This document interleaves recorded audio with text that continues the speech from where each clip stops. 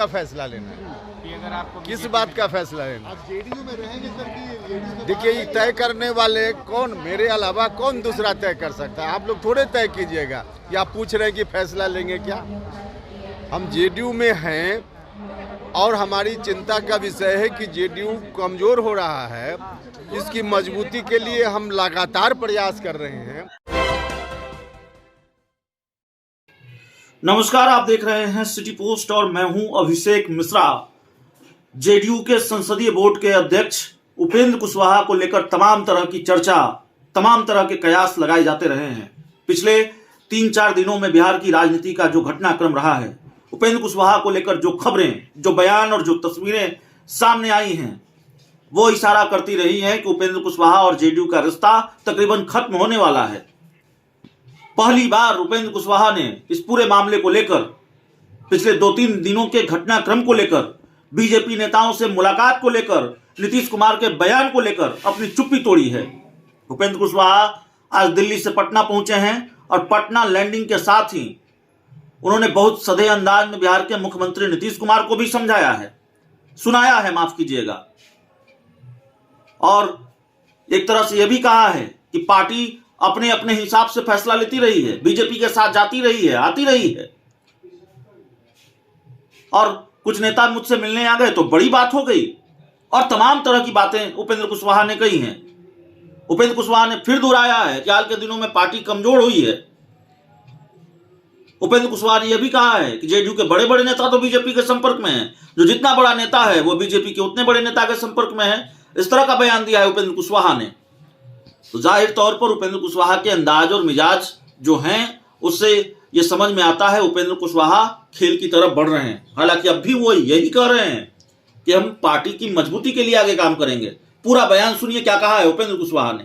BJP के किसी नेता से मुलाकात का यह अर्थ निकालना कि हम बीजेपी के संपर्क में हैं, जिस अर्थ में संपर्क की बात की जा रही है, भारतीय जनता पार्टी के नेताओं से हमारी पार्टी में जो जितना बड़ा नेता है वह उतना ही ज़्यादा संपर्क में है। अब उपेंद्र कुशवाहा के साथ एक तस्वीर क्या आ गई कि इसको बात का बतंगर बना दिया गया। इसका कोई मतलब है क्या? अरे भाई, व्यक्तिगत संबंध किसी के साथ किसी का हो सकता है, और वह भी अस्पताल में कोई व्यक्ति मिल रहा हो, इससे राजनीति का अर्थ निकाल लेना यह कहाँ तक उचित है? और वह भी हमने देखा, जब हम यहाँ आ रहे हैं तब हमको जानकारी मिली रास्ते में भी, दिल्ली में एक व्यक्ति है जो अस्पताल में 100% जिंदा भर्ती है और उसका पोस्टमार्टम बिहार में लोग कर रहे हैं। यह तो हमने देखा। अब मुझको लगता है कि चिकित्सा विज्ञान की सबसे नवीनतम तकनीक यह है कि कोई व्यक्ति जिंदा 100% दिल्ली में भर्ती हो और पोस्टमार्टम किसी दूसरे राज्य में उसका हो रहा हो। यह तो हमने देखा है। नीतीश कुमार का बयान तो आपने सुना। नीतीश कुमार ने कहा कि आप 2-3 बार इसके पहले भी आते हैं। अभी ऐसी कोई बात, इसका क्या मतलब है? हम यह कह रहे हैं कि हमारी पार्टी ही 2 बार 3 बार भारतीय जनता पार्टी के संपर्क में गई और भारतीय जनता पार्टी के संपर्क से अलग आई। तो पूरी पार्टी जब अपनी रणनीति के हिसाब से जो आवश्यक होता है करती है, और मेरे बारे में हम चले गए कभी तो उसको लेकर चर्चा करना यह कोई बात है क्या? नीतीश कुमार ने कहा कि फैसला लेने के लिए लोग स्वतंत्र हैं, फैसला ले सकते हैं। किस बात का फैसला लेना है?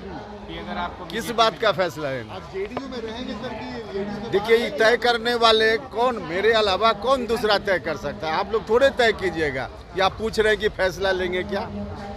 हम जेडीयू में हैं और हमारी चिंता का विषय है कि जेडीयू कमजोर हो रहा है।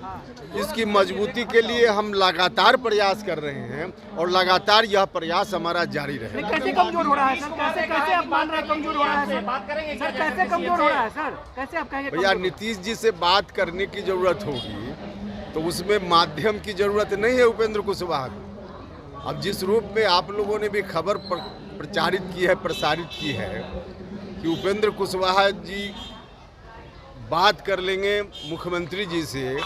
यह मैसेज आप लोग दे रहे हैं, मैसेज की ज़रूरत नहीं होती है ना, हमको आवश्यकता होगी तो 1 मिनट में बात कर लेंगे। जेडीयू कैसे कमजोर हो रही है सर, कैसे कह सकते हैं? कुशवाहा जी, आरएलएसपी जो आपकी पार्टी थी उसका सिंबल अभी भी पेश नहीं हुआ, क्या एक बार फिर से पार्टी को जिंदा करने की संभावना है क्या? देखिए, खामखा कुछ लोग तूल दे रहे हैं, जिस बात की कोई चर्चा नहीं है उसको लोग तूल दे रहे हैं। पार्टी की कमजोरी के खिलाफ मजबूती की दृष्टि से अगर कोई व्यक्ति बोल रहा है तो इसका अर्थ का अनर्थ निकाला जा रहा है। अब क्या कहा जाए इसको? तो कमजोरी आपको कैसे दिख रही है सर? अरे भैया, कमजोरी दिख रही है कैसे? ही सब लोग एक एक व्यक्ति, हमारी पार्टी के जो भी नेता हैं, अधिकांश लोग सबसे अलग अलग व्यक्तिगत रूप से बातचीत कर लीजिए तो सब लोग इस बात को बोलेंगे। अलग बात है कि सब लोग मीडिया के सामने, कैमरा के सामने नहीं बोलते हैं, लेकिन सच यही है।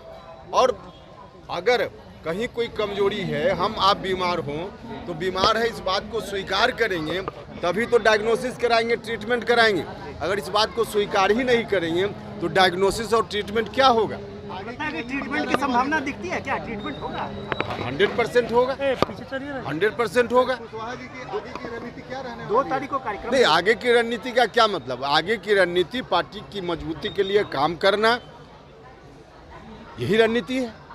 2 तारीख को कार्यक्रम है सर आपका महात्मा फुले समता परिषद। हाँ, महात्मा फुले समता परिषद की ओर से भी पूरे बिहार में तमाम जिलों में बैठकें हुई हैं, हो रही हैं।